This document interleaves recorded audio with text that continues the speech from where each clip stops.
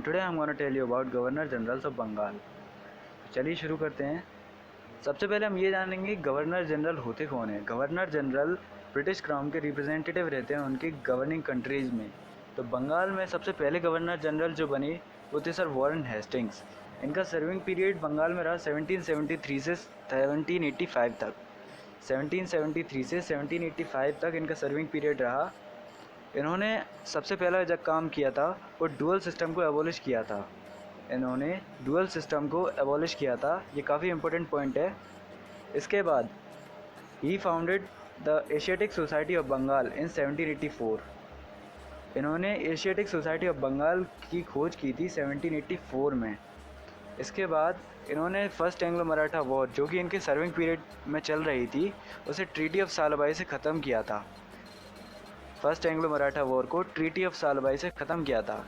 इसके बाद second Anglo Mysore war को इन्होंने ट्रीटी ऑफ मंगलौर से ख़त्म किया था। सेकेंड एंग्लो मैसूर वॉर को ट्रीटी ऑफ मंगलौर से ख़त्म किया था। इनके बाद लॉर्ड कॉर्नवालिस को बंगाल का गवर्नर जनरल बनाया गया। इनका सर्विंग पीरियड बंगाल में रहा 1786 से 1793 तक। इन्होंने जो पहला काम किया था वो परमानेंट सेटलमेंट को स्टार्ट किया था इन्होंने बंगाल में। परमानेंट सेटलमेंट को हम ज़मींदारी सिस्टम भी कह सकते हैं। इसके बाद इन्होंने डिस्ट्रिक्ट जज की पोस्ट बनाई।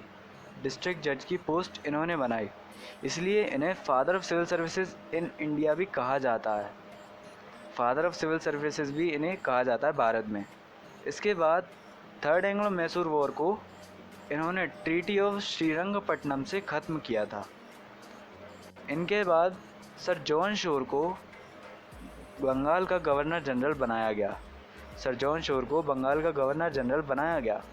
इनका सर्विंग पीरियड 1793 से 1798 तक रहा। इन्होंने फर्स्ट चार्टर एक्ट 1793 में जो आया था उसे इंट्रोड्यूस करवाया था। अब फर्स्ट चार्टर एक्ट ये सब मैं आपको अपनी अगली वीडियो में बताऊंगा।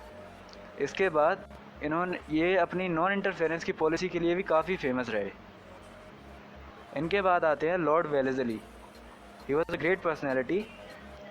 इन्होंने बंगाल के गवर्नर जनरल के रूप में पोस्ट किया 1798 से 1803 तक इन्होंने सर्व किया।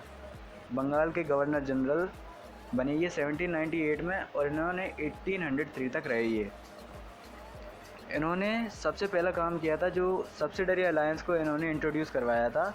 सब्सिडरी अलायंस होता क्या है मैं आपको ये बता दूं। जो भी स्टेट सब्सिडरी अलायंस को एक्सेप्ट करेगा उसे अपने स्टेट की सिक्योरिटी के लिए अंग्रेज़ों से सैनिक मिल जाते थे, जिसके लिए उन्हें अंग्रेज़ों को पैसे चुकाने पड़ते थे और सैनिकों का खर्च भी उठाना पड़ता था।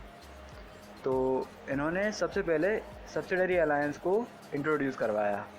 इसके बाद इन्होंने फोर्थ एंग्लो मैसूर वॉर में टीपू सुल्तान के साथ युद्ध करा, जिसमें टीपू सुल्तान की मौत हो गई थी। टीपू सुल्तान उस समय काफ़ी ताकतवर हो गए थे और उन्होंने सब्सिडरी अलायंस को मानने से भी मना कर दिया था। इसलिए 1799 में फोर्थ एंग्लो मैसूर वॉर में टीपू सुल्तान को मार दिया गया। इसके बाद जो पहले सब्सिडरी ट्रीटी को एक्सेप्ट करने वाले थे यानी सब्सिडरी अलायंस को एक्सेप्ट करने वाले थे वो थे हैदराबाद के निज़ाम यानी निज़ाम्स ऑफ हैदराबाद। इसके बाद इन्होंने 1800 में फोर्ट विलियम कॉलेज की स्थापना की। फोर्ट विलियम कॉलेज की स्थापना कलकत्ता में की।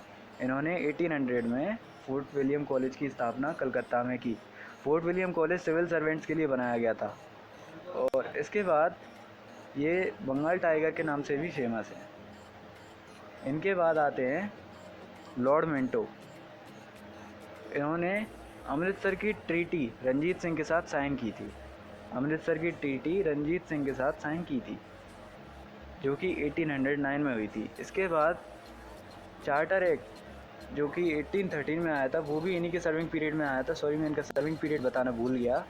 इनका सर्विंग पीरियड रहा 1807 से 1813 तक। तो चार्टर एक्ट 1813 इन्हीं के सर्विंग पीरियड में आया था। आई होप आप लोगों को ये वीडियो अच्छी लगी हो, तो प्लीज़ वीडियो को लाइक करें, शेयर करें और सब्सक्राइब करें। Have a nice day.